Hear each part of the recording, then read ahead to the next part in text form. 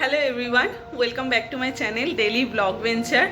এখন বাজছে 5টা, বিকেল 5টা। আমি এখন ব্লগটা স্টার্ট করছি কারণ সকাল থেকে একদম টাইম পাইনি ব্লগ বানানোর। আর আজকে আগের ব্লগে যেমনটা বলেছিলাম, আজকে আমার একটা শ্যুট আছে, তো আমাদের মডেলও চলে এসছে। এই যে আমাদের মডেল, এই যে মডেল লজ্জা পাচ্ছে। ও হচ্ছে সাধনা। ও অ্যাকচুয়ালি বাপ্পার বোন, তো ওকে এত সুন্দর দেখতে আমি ঠিক করেছি আজকে ওকেই সাজাবো। এই যে এই যে সাধনা। তো চলো, আমি এখনো স্টার্টই করিনি, সব জিনিসপত্র গুছিয়ে রাখলাম। এই যে যে শাড়ি ব্লাউজ এগুলো সব রেডি করেছি, জুয়েলারি রেডি করেছি, ওখানে মেকআপ প্রোডাক্ট সব রেডি করে রাখা আছে। এবার সাজাতে বসবো ওকে। তো চলো সাজানোটা স্টার্ট করি, তারপরে দেখাচ্ছি। আজকে জুয়েলারি কালেকশন, এতগুলো জুয়েলারি পরাবো, কতগুলো পরাতে পারবো জানি না, বাট আমি এই জুয়েলারিগুলো নিয়ে এসেছি, এগুলো পরাবো।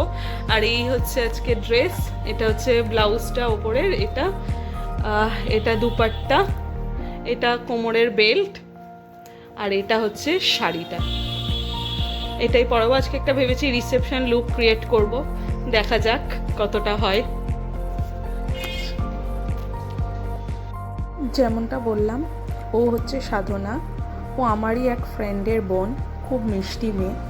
আমি চাইলে এই প্রফেশনাল মডেল দিয়ে শ্যুট করাতে পারতাম, কিন্তু যেহেতু আমি এখনই শিখেছি মেকআপটা, তাই আমি চাইছি আগে আমার হাতটা সেট হয়ে যাক। তাই আশেপাশে কোনো সুন্দর মুখশ্রী মেয়ে দেখলেই আমি সাজাতে বসে যাই তাকে। আর I must say they are very cooperative. তো সাধনাকে আমি যখন প্রথম দেখেছিলাম, আমি দিদিকে বলেছিলাম ওকে বল, আমি ওকে সাজাবো। দিদিও বলেছিল ঠিক আছে তুই ওকে সাজা। আমার ওকে সাজিয়ে সত্যি খুব ভালো লেগেছে। আর সত্যি বলতে ওর ওপর মেকআপ অ্যাপ্লাই করে আমি সত্যি খুব স্যাটিসফাই। আমি ওকে যতক্ষণ ধরে বসে সাজিয়েছি, ও চুপ করে বসে সেজেছে। আমার তো খুব ভালো লেগেছে ওকে সাজিয়ে। তোমরাও জানিও ওকে সাজানোটা কেমন হয়েছে।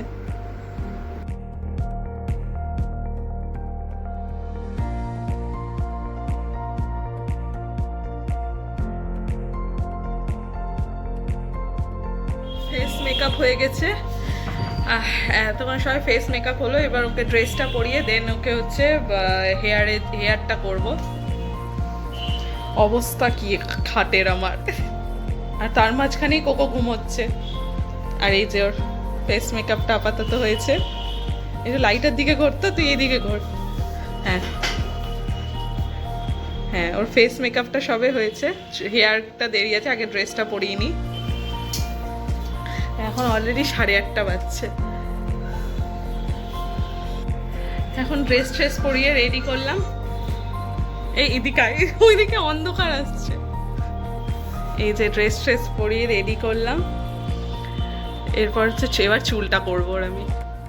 ওর হেয়ারের কথা কি বলবো, এত সুন্দর ওর চুলটা। আমার ওই চুলের মধ্যে হিট দিতে ইচ্ছা করছিল না, বাট কি করব, তাও দিতে হচ্ছিল। বাট এত সুন্দর চুলটা, মানে আমি দেখেই ওর চুলটা পুরো মুগ্ধ হয়ে গেছি। আমি ওকে মডেল হিসাবে চুজ করার এটাই একটা রিজন ফার্স্ট, যে ওর চুলটা এত সুন্দর। এই যে খিদা পেয়ে গেছে, তাই আমরা হচ্ছে ফিশ কাটলেট আনিয়েছি। এখন আমরা বসে বসে ওটাই খাচ্ছি, তারপরে ফটোশ্যুট হবে। সাজানো কমপ্লিট হয়ে গেছে, এরপর শ্যুট করছিলাম। ওকে আমি যতক্ষণ ধরে যত রকম পোজ দিতে বলেছি, যেভাবে ভিডিও করতে বলেছি, ও সেভাবে ভিডিও করেছে। না করেও শখানেক ছবি তুলেছি আমি, কিন্তু ওর মুখে এতটুকু বিরক্তি বোধ ছিল না। আমি যা বলছিলাম ও তাই করছিল। শ্যুট কমপ্লিট হয়ে গেছে। মডেল মানে সাধনা ও চলেও গেছে। এখন আমি এইসব পরিষ্কার করতে বসেছি। কি অবস্থা চারিদিকে, একটুখানি খালি গুছানো হয়েছে। যাই, এবার পরিষ্কার করে তারপরে নিচে নামবো, দেন ডিনার করব। ফ্রেশ ট্রেশ হয়ে ওপরে চলে এসেছি আজকে। তারপরে আর কোনো ব্লগ করা হয়নি, কারণ হচ্ছে ও সাধনাই গেল অনেক লেট করে, ওই জন্য আর ব্লগ ফগ করা হয়নি। রাতে সেরকম কিছু খাইনি। দুপুরে মা হচ্ছে চিকেন করেছিল, দুপুরে চিকেন খেয়েছিলাম। তারপরে তখন ওই ফিশ ফ্রাই খেলাম, তো তারপরে ফিশ কাটলেট খেলাম। তো তারপরে আর কিছু খেতে ইচ্ছা করলো না, ওই জন্য আর কিছু খাইনি। ডাইরেক্ট ফ্রেশ ট্রেশ হয়ে ওপরে চলে এসেছি। আমি এখনও রথের ব্লগটা আপলোড করতে পারিনি, সারাদিন আজকে এত ব্যস্ত ছিলাম। কালকে রথের ব্লগটা আপলোড করব, তারপরে এই ব্লগটা আপলোড করব। তো চলো তাহলে আজকের ব্লগটা এখানেই শেষ করছি। বাকি আজকের ব্লগে যদি কিছু ভালো লেগে থাকে তাহলে অবশ্যই do like, comment, share and subscribe. দেখা হচ্ছে নেক্সট ব্লগে, ততক্ষণের জন্য টাটা, গুড নাইট।